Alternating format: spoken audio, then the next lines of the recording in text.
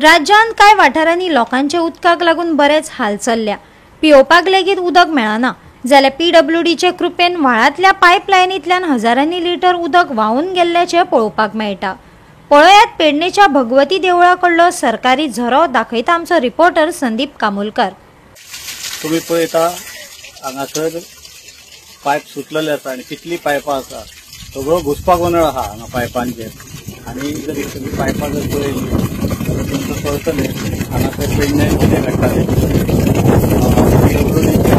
हांगासरल्यान जवळ जवळ 2 मिनटाचे वाटेक आसा, हांगासरल्यान दिसता सुद्दां ते तुम्ही पळयता।